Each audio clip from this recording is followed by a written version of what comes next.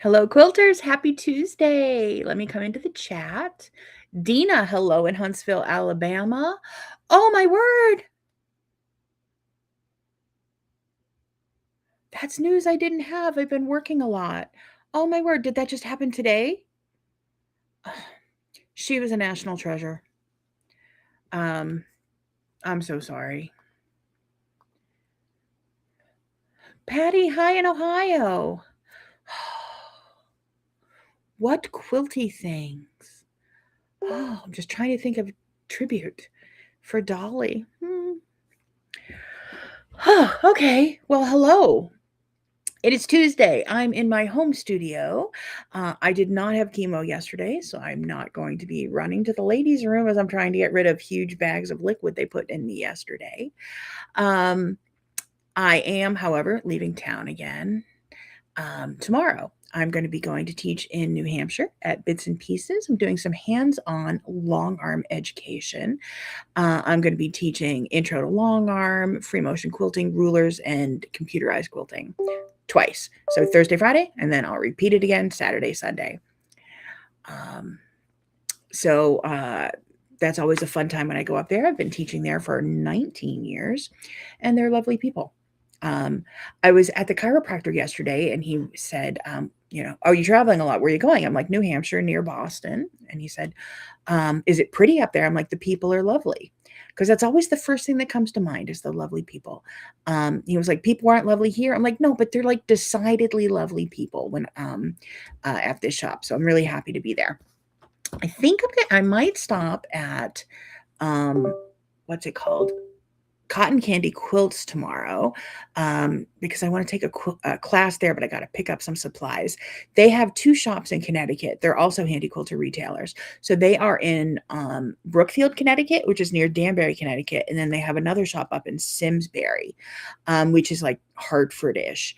And I think I want to take a class there, but I got to pick up some supplies. But super eye candy, also very lovely people.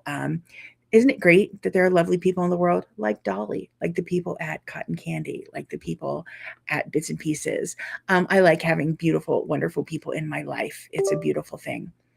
Sorry, I have something. I was editing video and my drive was just clicking. And if you're hearing dings, that's what it is. So I'll talk about what I was editing. If you follow me, you know that I have a lot of videos on home sewing machines. That's what I do a lot of videos on, machine quilting on my home sewing machine. But I just said I'm teaching long arm quilting. And here I am sitting next to my stationary long arm machine. But I have a fourth option now. Let me pull it up. Hold on. Ah, let me come and share this with you. Where are you? No. Yes. Yes. Share screen. There we go. Oh, wait, let me turn that off. Stop sharing. YouTube is stupid. I never know what ads they put on the side. I'm so sorry. Oh, fortunately, it wasn't anything mean. Sometimes it is. Let's put this full video. I think that'll work. And let me come. Nope, it won't. Can I? I don't know how to only show you that. Let's put that there. Okay, that works. Sorry. Sometimes YouTube suggests really bizarre videos, and I don't like to show those because they could be mean. Okay, so here's a video I just put on YouTube. It's me in today's hair. So I'm in the living room. And I got a new Handy Quilter Freeway frame. So as I said, I quilt on a home sewing machine where I push fabric. I quilt on a stationary long arm machine where I push fabric. I quilt on a long arm machine on a frame where I move the machine. And I now will be quilting on a home sewing machine on a frame. I set it up in the living room because it's more photogenic. My sewing room is a hot mess. And also because it's really easy to take up and down. So if you're going to see some videos from me coming online of that, I'm going to show how to quilt a couple quilts on it, and it's all the same thing. Quilting is quilting. So let me stop sharing. Hello. Cindy, hello. You made it in time. I'm glad to see you. So how do I handle quilting on a home sewing machine, quilting on a long arm, quilting on a stationary long arm, and quilting on a home machine on a frame? Well, it's a matter of size and direction. So there's some things you can only do on a home sewing machine in a table. That would be walking foot. You don't have that option. That's the only place you can use a walking foot. Computerized quilting, well, that's long arm on a frame. It's the only place you can use that option. You also can do that on an embroidery machine, but I don't get into embroidery machines too much. Then I can push quilt through. I can free motion quilt on a home sewing machine. I can free motion quilt on a stationary long arm. Now, on a home sewing machine, when I free motion quilt, the orientation is up and down. I'm going to quilt the quilt in columns because that's how you can see the quilt and how it's meant to go through the machine. On my stationary long arm here, I'm quilting the quilt in rows, left and right. On my long arm machine, I'm quilting the quilt in rows, left and right, and the same thing on the home machine on a frame, on that freeway frame. That's going to be more of quilting it in sections. So you're going to quilt what you see in the hoop, then you're going to rehoop it. Quilt what you see in the hoop, then rehoop it. So you're going to quilt it in sections. So that's some cool stuff. So I think they all go together well. I think that quilting is quilting. Whether if I'm quilting a line of loops, am I quilting a line of loops this way or on a long arm or a stationary long arm? Am I quilting a line of loops this way on a home sewing machine, or am I quilting a section where I'm putting loops in it on a frame? So quilting is quilting, and hopefully you can see that if you're a long arm quilter, you can learn from my home sewing machine videos.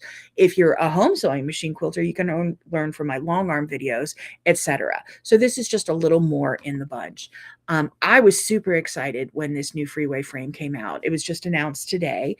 And they're taking pre-orders for it. I've known about it for a little while, and I was so excited to hear about it because that's where my heart is. My heart is with quilters who are just getting started. I want to get people from not quilting to quilting. And I really think that starting with a stationary long arm, that can get you from not quilting to quilting. Starting with a home machine quilting, that can get you from not quilting to quilting. Whatever's going to overcome your barriers. Starting with a long arm machine on a computer, that can get you from not quilting to quilting. Some people don't feel very creative and they just want to be able to press buttons. And that's wonderful. That's a great skill. And there is creativity in that. So I think this is just going, people are like, well, I don't really want one of these. I don't have room for one of those. I'm pointing at my long arm. And I tried quilting on my home sewing machine, but I'm not good at pushing the fabric. Well, this is another option. So I think that quilting is quilting, and I'm really happy with all of the ways that can work. And anything that will overcome a barrier of I can't to I can. And I think this will help. So I was really excited when this came out. I was also really excited that I put it together all by myself. There was a little bit of a challenge for me setting it up by myself. I got a table that folded in half because then I could carry it up the stairs myself. So because it folded into like 3 feet, and I was able to take that up one step at a time and then set that up. So anyway, even if anyone happens to be watching this interested in a freeway frame, I don't walk well. I don't walk stairs. I don't bend well. But this disabled girl was able to put that frame together super easy by myself. And more videos will be coming on that. So that's a new video. You may have just gotten hit on YouTube. I think it'll go on Instagram and Facebook later. So a lot of people ask me, how do I decide what machine to quilt a quilt on? Because I have a computerized long arm. I have a stationary machine. I have a home machine. I have a machine in the living room now that is on a frame. And it's what I feel like, what the quilt lends itself to, or what I need to do for work. Am I going to be teaching a class on stationary quilting? Or maybe I'll make the samples on here. Am I going to be doing videos on long arm quilting? Am I teaching a class that I need video inserts? There you go. So that usually lends itself. That usually is what determines what I'm going to quilt on. But I think I'm most of my time I sit in that chair right over there at my home sewing machine and quilt because the camera's over my shoulder. And it's super easy to quilt when the machine's not moving on camera, because you can put a camera in one place and the needle stays in the same place. When you are moving a machine and you have a camera in one place, like you can be focused right here and then suddenly you're sewing over there, but the camera is still focused over here. So that's really why a lot of my videos online, most of my videos online are on a home sewing machine. It's easy to film. I had to decide when I was doing videos, am I going to be doing a video insert of my face and then or a camera on my face and a video insert in my hands, and then I have to sync up the videos? Am I going to, what am I going to look at? And I was like, that's too much. This was the beginning of the pandemic. My brain hurt. Everybody's brain hurt. And I was like, I want to put content out. I want to teach people how to quilt, but I don't want the barrier for entry for me to be, I have to have two cameras up and have to have all of this space and have to have a really pretty backdrop everywhere. So that's why most of my videos just show my hands, which are not even pretty. And I do get comments like that. They're like, oh, you're the only person I know that has ugly hands that does videos. I'm like, thank you. I just have normal. I'm happy they work. They work. I'm good. They work pretty well. They don't work great, but they work well enough. So that's how I decide what to quilt on. But let's see, come back over to the comments.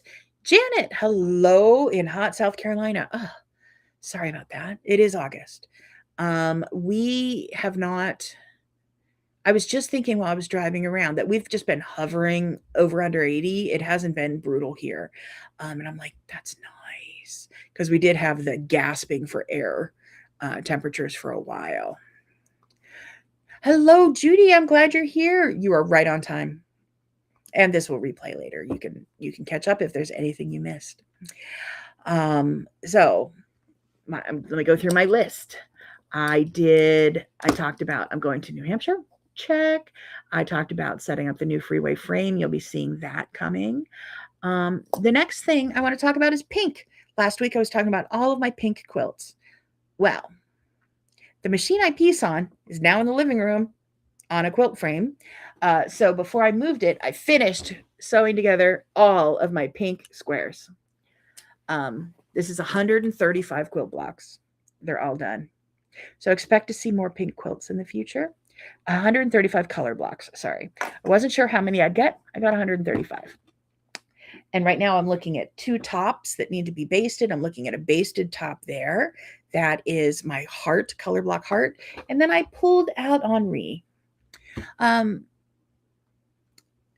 My Henri is one color block, so it's not going to use a lot. And that is an unpublished color block. But I'm going to publish it this week. Let's see. Dina, your hands are not ugly. Yours are like mine, no nail polish. Yeah, my hands are not attractive. So here's the deal about ugly hands. I am adopted. I was adopted at birth. My sister is their biological child. I am not. So my mom wears like a size 3, had like a size 3 wedding ring. My sister the same way, these long, gorgeous hand model hands with these long, gorgeous, perfect nail beds. I have this. These are short. Even when I was a skinny little kid that you could count every one of my ribs, I wore a size 10 ring finger. I've always had short, stubby hands. So compared to a family that I grew up in that were hand models or could have been, I've got this. Maybe 20 years ago, I just mentioned something about my ugly hands, and someone in a Bible study at church or something, and someone said, but look at what beautiful things your hands can make. And that totally changed my hands. My hands are not attractive, but they do beautiful things. So I'm very comfortable with my hands. I just don't happen to have long, lovely hands, long, lovely fingers, beautiful nail beds. My fingers also do not accept nail polish. If I paint my nails, then polish will be gone tomorrow. I've been under contract where I've had to have manicures done for filming, like for Craftsy and other filming, that I had to pay and have those gel things put on and all of that. Never really done the tips and the long nails, but I've had to do the gel manicures because my fingers reject nail polish. It just peels right off, like within a day. It's worthless. But then I have to go get it ground off and it ruins my nails for 6 months. So this is what I've got. I try to keep my cuticles clean and I cut my nails when they get long. That's it. But and then like this finger doesn't work and this thumb doesn't work and you know my body's falling apart as I'm getting older and they don't work as well as they used to, but I can still make beautiful things. So that's my hands. They're ugly, but they're beautiful. So thank you. And I think the only reason it hits so hard is I'm in a family of handed nail models. Let's see.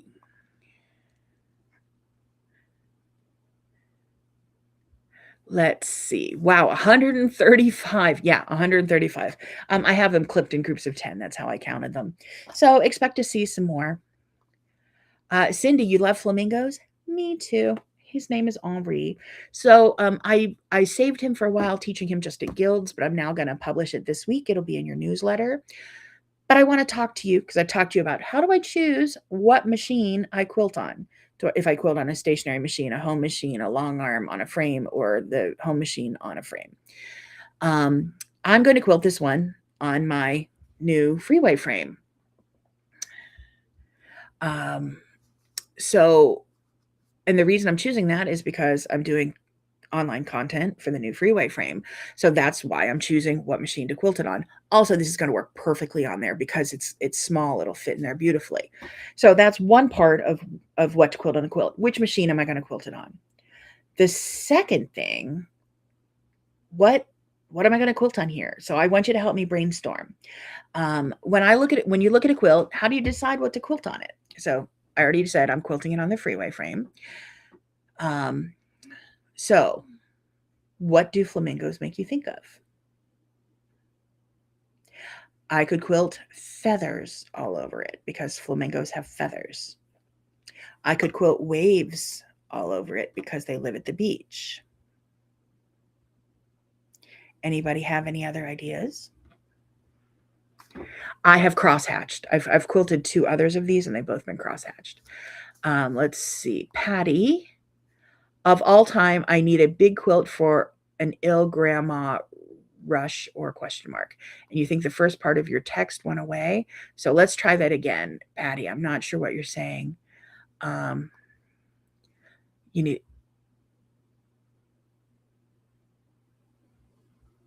need a small quilt. Small time, you need a big quilt for an ill grandma. Should you rush it? I'm still not sure about the question. Try again.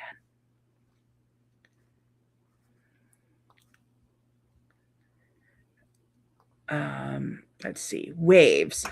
So waves could just be like this. Could be clamshells.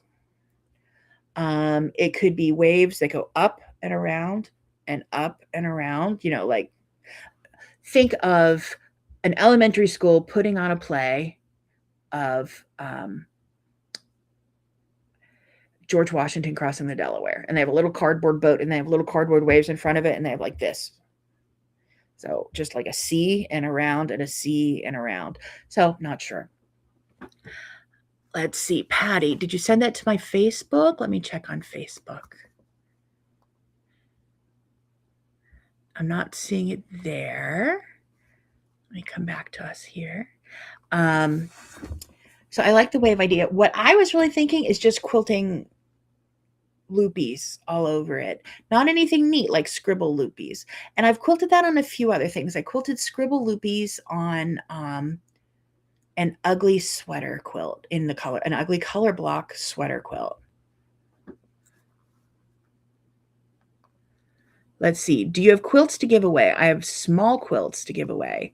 I keep a stack of quilts that my kids shop from, and the ladies at church know that they can give them out, but I give away almost every quilt I make. That's what I do.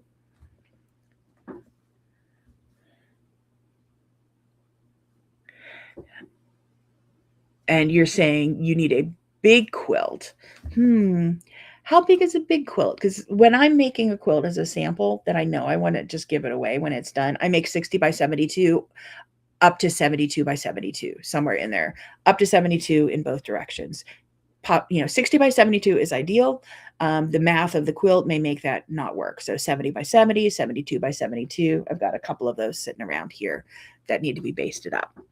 I had hoped to finish one of these quilts to give away to my infusion nurse for Monday, but I'm leaving town tomorrow, so that's not going to happen. She'll wait because she doesn't know it's coming anyway, but it'll be one of the pink quilts. So I was just thinking scribbly loops all over it because that's really very forgiving. That you don't have to worry about the pattern. That you just keep doing loops all over the place, and when they overlap, nobody cares. So I'm thinking of doing that, but I don't know if that makes sense for a flamingo.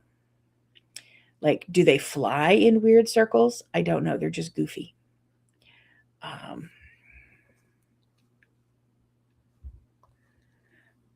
You need to make larger quilts for fast giving. Color blocks are your answer. This is your answer right here. Take these, stitch them up. The one that's free, the very first quilt I put out was 25 blocks, 4-inch sashing. It's called Suitable for Framing. Real quick quilt. But once you have these done, the quilts go together super fast. This is the part that takes time, the cutting and piecing of these. But if you do these when you're trying to when I make these when my brain's not so smart, and that if I try to do something harder, I'll mess it up. So, but then whenever I need a quilt, I can just say, "Ooh, I've got a bunch of these." Like I have the start of a baby quilt here. I think it's behind me. Talk amongst yourselves. So I have a large number of green blocks. So I thought I'd put it next to a scrappy blue block and just turn this into like a 60 by 72 quilt, and that will use up the green blocks. These are going to take more time, but I could just make it offset. So make a green one, and then like a white block. So I could just make a checkerboard. You can just make a checkerboard. You can just put a sashing between it. I'm taking the extra time because I want the green and blue, and I thought that was a pretty block to go with it. So yeah, if I need I do need some quilts. Let's see. Cindy, you love the Bowl of Cherries cutie quilt pattern. It's awesome and works out quickly. That is so true. That's a really fast one. It keeps the quilt fabric in bigger pieces, and it shows off your prints. So you get maybe 4 by 4, 3.5 by 4.5, 4 by 5-inch pieces in it when you piece them together. So you can really see it if you have a good print in there. And it's a cutie quilt. So cutie quilts are made with 16 fat 8s, whereas these are made with the scraps left over from those fat 8s. Cutie quilts are 16 fat 8s, and which is half of a fat quarter. So you can take a fat quarter stack, cut 16 of them in half, and then you just need some sashing and border fabric for it. But yes, I love the Bowl of Cherries cutie quilt too. I've made maybe a dozen of them, and now I think I'm going to need to make dozens more, just now that you've reminded me of it. I have a pattern. I have maybe 80 color block patterns. There's probably 80 cutie patterns as well. Some of them, I'm the ones I've designed are the simpler ones, not that much piecing to them, but there are some that are more intricate piecing. But yeah, it's good to have options. And of the pattern lines that I work with, I got lots. So anybody think of anything else that goes with seashells?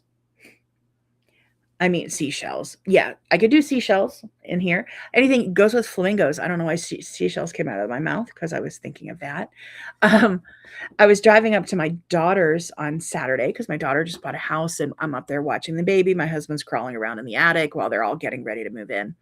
And I brought up food that, what did I take? I took some like nacho, like ground beaten beans and stuff to put in a crock pot so that we could just serve it easily because their kitchen isn't set up. They haven't moved in yet.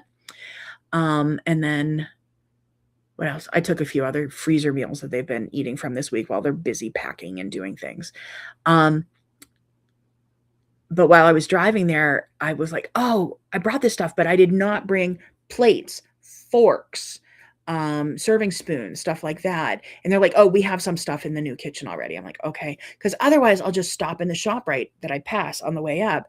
And as I was driving, my car heard me talking and pulled into ShopRite without my permission. I didn't intentionally drive there, but I'm like, oh my word, I'm in the ShopRite parking lot. I just was, veer in, veer out, no big deal. Dina, if you're going to look up that pattern, let's find it.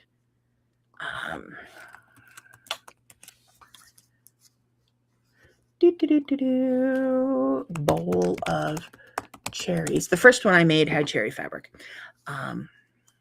So let me share this with you. Doop, share. Bowl of cherries. Okay, there's the bowl of cherries quilt. Let me see if I can get it to show the picture. So there is, that was just black, brown and pink, because why not? Let me stop sharing and I'll pull up some more. I have more pictures of the bowl of cherries quilt. Documents, cutie patterns, bowl of cherries. And I'll be pulling up those photos for you. Okay, let's go here and see if it'll let me share that with you. I made this one with half of a fat quarter.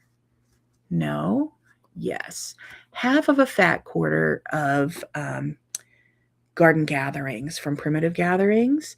And how I quilted that is on my YouTube channel. So I have all the videos of how I quilted that quilt. So the block is here. It is a 4-patch with a sashing in the middle. Let's see if it's going to let me show others. So there's some of the quilting. There's the quilt. More of the quilting.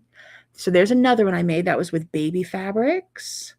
That was with scrappy gray. That was with grays, some pink.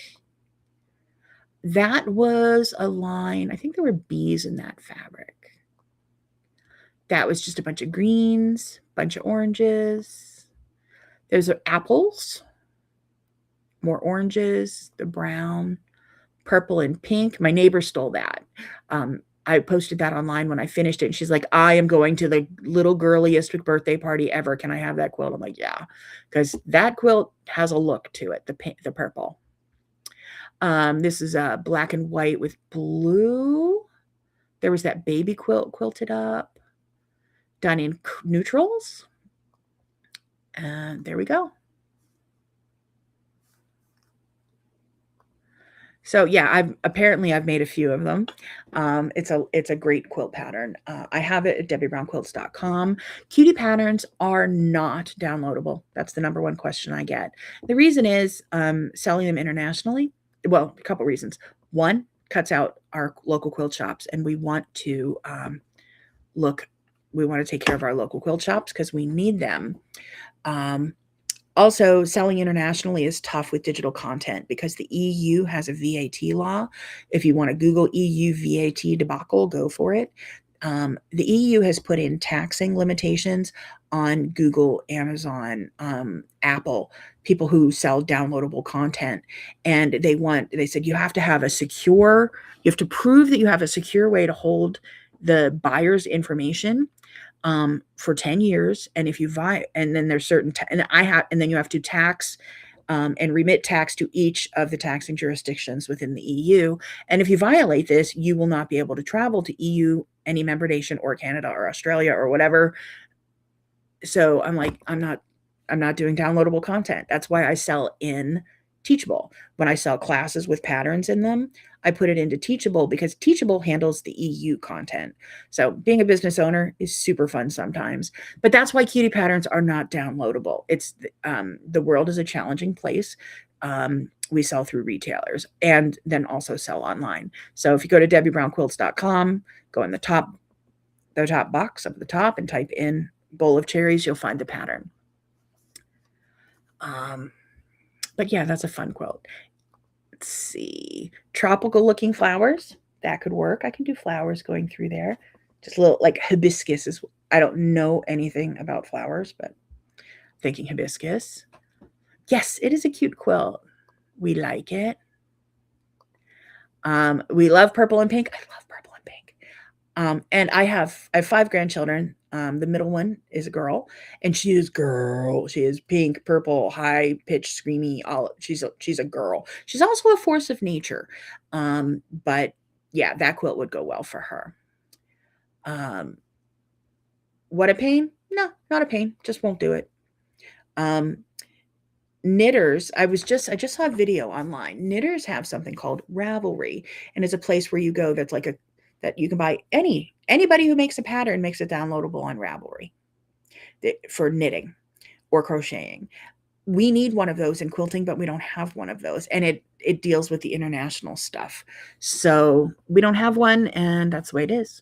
So um, people ask why I don't sell my color blocks as downloadable or why I don't sell other things as downloadable. I put them into a class in Teachable so that it's downloadable to you, but I don't have to deal with all the tax nonsense because Teachable does that for me. So I pay a platform heavily, like thousands of dollars, to do that for me. Business, interesting. Things get, international business is difficult. So I know there's talk about things going on about international trade and all of that. I'm caught up in it, and it's been going on for decades. People put in the EU VAT has been put in place for the big guys, for Apple and